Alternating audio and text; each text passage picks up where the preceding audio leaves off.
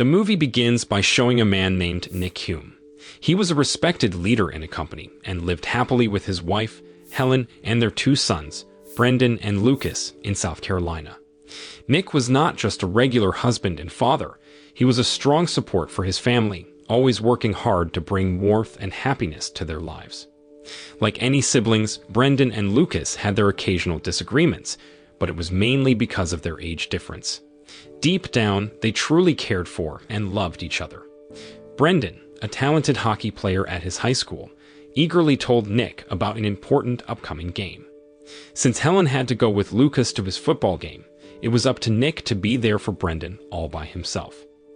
As expected, Brendan's game was a thrilling showcase of his exceptional skills, leaving the crowd in awe. On their way back home, Brendan excitedly shared his ambitious plan to study in Canada and pursue a professional hockey career. Nick, who cherished his oldest son deeply, wholeheartedly embraced Brendan's dream and promised to support him unwaveringly. During their journey, their car suddenly came across two cars, blocking their way before quickly speeding off. Nick realized they had run out of gas and had to make an unplanned stop at the nearest gas station. While Nick refueled the car, Brendan decided to go to the store and get some drinks to pass the time. In a playful manner, Nick called his wife and jokingly mentioned how Brendan was off to Canada to play hockey, making it seem like they might never see him again. Little did they know that their lighthearted moment would soon be shattered. Within moments, the two troublesome cars returned, and a group of masked men armed with guns stormed into the store. Tragically, one of the men ruthlessly killed the cashier, who bravely fought back. Gunshots rang out, shattering the air, as Brendan's life hung in the balance. Nick's instinctive fatherly love surged within him, compelling him to save his son. But fate had other plans in store. A speeding car crashed into Nick, causing him injuries. Meanwhile, the heartless killer ordered one of his partners to put an end to Brendan's life. In a horrifying moment, Brendan's neck was mercilessly slashed, leaving him gravely wounded. The gangsters swiftly fled, leaving their lone murderer behind. Summoning all his strength, Nick fought through the pain and managed to grab hold of the killer, ripping off his mask to expose his face. However, the killer broke free from Nick's grip and was struck by a passing car. Seizing the opportunity, Nick hurried to Brendan, who was losing a significant amount of blood, and quickly rushed him to the hospital. Soon after, Helen and Lucas arrived, only to receive the devastating news of Brendan's tragic passing. Words couldn't express the depths of their shattered hearts. Perhaps Nick's earlier words had unwittingly foretold Brendan's untimely demise. The next day, at the police station, a lineup of criminals was presented before Nick. It didn't take him long to identify the killer, a man named Joe Darley. Under the pouring rain, Brendan's funeral took place, enveloped in grief. Yet the weight of sorrow continued to consume Nick, Helen, and even Lucas, who wept whenever he reminisced about his late brother, despite their frequent arguments. The following day, Nick confronted Detective Wallace and the district attorney, seeking justice for Brendan. Sadly, the district attorney explained that the gas station's CCTV was broken, leaving no evidence other than Nick's testimony. Nick felt frustrated when he learned that the defense was offering a plea deal due to insufficient evidence for a court trial. To Nick's dismay, he discovered that Brendan had been murdered as a requirement for Joe to join the gang. Shockingly, the gang demanded that potential members randomly take innocent lives. Brendan became an unintended victim because the cashier's death had already occurred outside of their planned scheme. During the trial, feeling disappointed by the justice system, Nick devised his own plan. He testified that due to the darkness, he couldn't clearly identify the perpetrator's face. This surprising statement left everyone stunned, resulting in Joe's acquittal. As Joe walked out of the courtroom, his gang members greeted him with admiration. The gang leader, Billy, warmly welcomed Joe into their notorious group. Observing them from his car, Nick decided to secretly follow their actions. Eventually, Billy dropped Joe off at an apartment, providing him with money and a prostitute. Late at night, in the shed at Nick's house, he felt anxious as he contemplated which weapon to choose. After careful consideration, he settled on a dagger. When his family arrived, Nick told them that Joe had been released due to lack of evidence. He then claimed to have forgotten something in his office and urgently needed to retrieve it. Unbeknownst to his family, Nick made his way to Joe's apartment. As Joe went out to throw away the trash, Nick stealthily followed him, briefly encountering a woman along the way. Fueled by intense vengeance, Nick attacked Joe at the dump. They engaged in a fierce struggle, but eventually, Nick succeeded in fatally stabbing Joe with the knife. Although Nick appeared shocked upon realizing Joe's life had ended, he composed himself, went to the edge of the river, and disposed of the bloodied weapon. When Helen returned home, she was surprised to see Nick covered in dirt and visibly injured. However, Nick quickly made up a story about slipping on the road and hurriedly took a shower. In the privacy of the bathroom, Helen discovered Nick in tears and rushed to comfort him.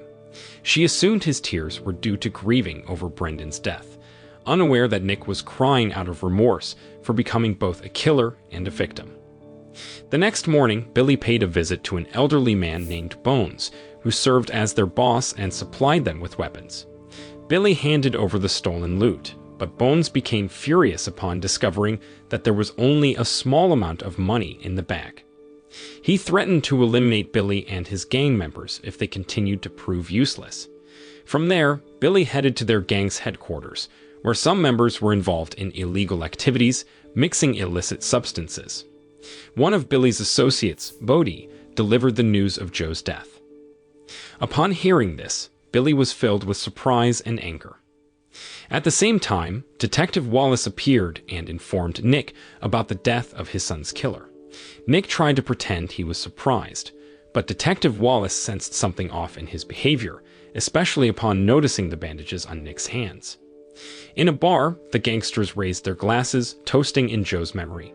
Soon after, Billy arrived and scolded them, considering such a gesture futile in their quest to find Joe's killer. He invited them to discuss potential rival gangs that might have been responsible for Joe's demise. One of the gang members then revealed that his younger sister had seen a man in a suit on the night Joe was killed. Upon hearing this, Billy quickly grabbed a newspaper featuring Nick's photo and instructed the gang member to ask his sister if Nick was the man she had seen. As expected, the woman confirmed Nick's identity from the photo in the newspaper. In the afternoon, Nick strolled through the parking lot, completely unaware that Bodie was following him. Just as Bodie was about to shoot, Nick swiftly pulled out his own gun, catching them off guard.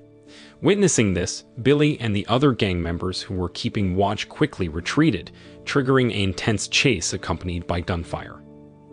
After evading them for a long time, Nick finally reached the parking lot.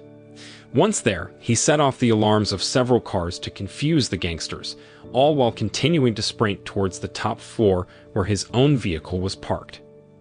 However, one of the gang members managed to reach the same floor. In a stealthy move, Nick sneaked up on the man who was searching for him. Seizing the perfect moment, Nick launched a surprise attack. The struggle continued inside a car. Feeling the pressure building up, Nick resorted to releasing the handbrake, causing the car to slowly roll backwards. Luckily, Nick successfully shattered the car window and trapped the man with a seatbelt. He quickly jumped out just as the car plunged to the ground with the gang member still trapped inside. Nick hastily fled the parking area, leaving Billy with no chance to chase him once more. Shortly after, Nick received a call from Helen, delivering the distressing news that Lucas had gone missing from the house. Meanwhile, Detective Wallace and a team of officers were investigating the crime scene. The victim, a member of Joe's gang, raised Detective Wallace's suspicions about Nick. After some time, Nick found Lucas at the gas station where Brendan had been killed. It turned out that Lucas was expressing his sadness, believing that his parents favored Brendan more than him. Although Nick realized he had been giving more attention to Brendan, it didn't mean he loved Lucas any less. Thus, Nick promptly insisted that Lucas return home, emphasizing the danger of the place. Upon arriving home, Helen immediately embraced her youngest child, urging Lucas never to venture out like that again. The next day, Bodie forcefully entered the turnstile, delivering a package before being escorted out by the officers. Before leaving, Bodie ominously stated that Nick would face his demise alone. It turned out that the package contained a suitcase he had dropped during the previous chase. When Nick opened it, he discovered a family photo with crosses drawn over the images of Helen, Brendan, and Lucas. This implied that Bodie's earlier statement referred to the gangsters targeting Nick's loved ones. Noticing a number on the back of the photo, Nick decided to make the call. To his surprise, the number connected him to Billy. Billy revealed that Joe was his own younger brother. Thus, the retribution inflicted on Joe was like delivering a death sentence to his own family, although Billy remained unaware that it all started with Brendan's murder. Feeling a wave of panic, Nick urgently contacted his wife and urged them to stay at home. He then reached out to Detective Wallace, informing him about the threats against his family's lives and requesting protection. As soon as he arrived home, Nick secured all the doors and windows, leaving Helen and Lucas bewildered and frightened. Before Nick could fully explain, Detective Wallace arrived at their house. The detective assured them that the police would be stationed there and pleaded with Nick to tell the truth. However, Nick denied any involvement in conflicts with Billy. In response, Detective Wallace issued a warning, suggesting that if Nick were to initiate a war, only divine intervention could save him.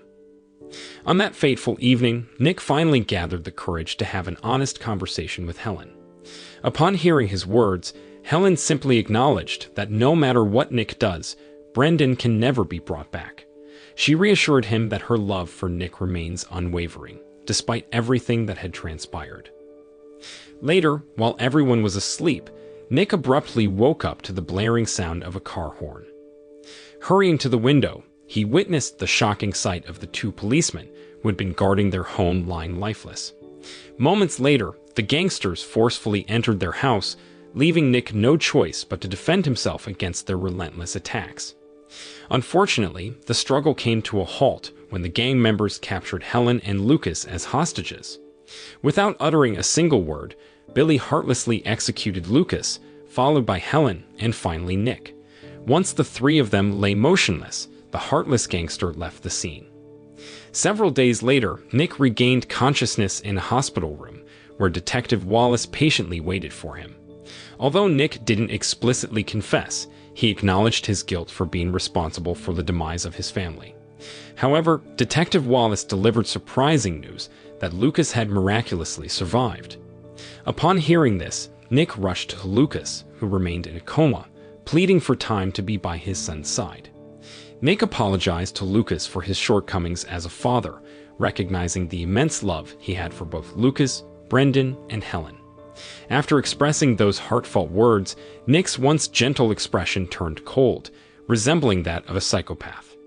Just as Detective Wallace entered the room, Wallace realized that Nick had managed to escape through the window. Some time later, Nick arrived at his home, which had been sealed off by the police. He reached out to a colleague to help him trace the address associated with the telephone number connected to Billy before. Nick then went to the bank to withdraw all the money from the family account, feeling like he no longer had a family. After getting the address from his colleague, Nick hurried to a bar. There he asked the bartender about Billy, who initially insulted him. Driven by anger, Nick quickly retaliated while slipping some money onto the counter. He also inquired about where he could buy a gun. Tempted by the cash in front of him, the bartender revealed the addresses of Bones and one of Billy's men. Following the leads, Nick arrived at Bones' place, expressing his desire to purchase weapons. Initially, Bones refused to sell to someone he claimed he had never seen before. However, when he noticed the bag filled with cash, he quickly changed his mind. Nick then bought several guns and a large amount of ammunition. As he was about to leave, Bones, who actually knew who Nick was, disclosed that Billy and Joe were his own sons. Bones also admitted that he was aware of Nick's plan to seek revenge for his family's death.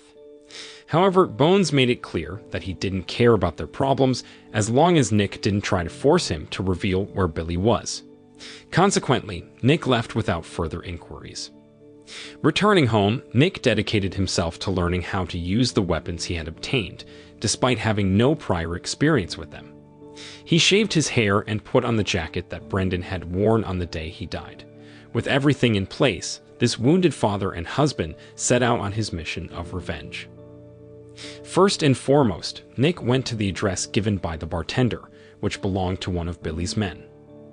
Upon arrival, Nick forcefully broke down the door, catching Billy's henchman off guard while he was with his girlfriend. The man, named Hiko, was shocked to see Nick still alive. Without wasting a moment, Nick told the woman to leave and proceeded to beat Hiko for revealing Billy's whereabouts. Nick then forced Hiko at gunpoint to contact Billy and let him know that Nick was alive. After delivering the message, instead of showing mercy, Nick mercilessly killed Hiko. Shortly after, Bones confronted Billy, warning him that his actions were getting out of hand. However, in a surprising turn of events, Billy heartlessly killed his own father and swiftly returned to his hideout. Meanwhile, Nick made his way to Billy's headquarters. Upon arrival, he forcefully broke through the gate, catching a gang member off guard in a car, leaving them defenseless. Nick then entered the building, leading to a brutal battle that was inevitable. Despite suffering serious injuries, Nick eventually emerged victorious, systematically eliminating each gang member until only Billy remained. Injured and wounded, Billy approached Nick, assuming that Nick had also run out of ammunition. Billy accused Nick of becoming a cruel and cold-blooded killer. However, to Billy's astonishment, Nick revealed that he still had a revolver and asked if Billy was ready to face his fate. As a result, Billy could only shed tears. Having completed his mission of revenge, Nick returned home and started watching old family videos while waiting for the inevitable arrest. After some time, Detective Wallace arrived and informed Nick that Lucas was recovering, bringing a sense of joy to Nick, despite knowing that his own life couldn't be saved. And so, the story comes to the ends. The moral of this rather intense and action-packed story is that trying to resolve conflicts with violence and seeking revenge can lead to a never-ending cycle of suffering and tragedy. It's a silly reminder that it's much wiser to solve problems through peaceful means and find forgiveness in our hearts, rather than taking matters into our own hands and becoming entangled in a web of violence and vengeance.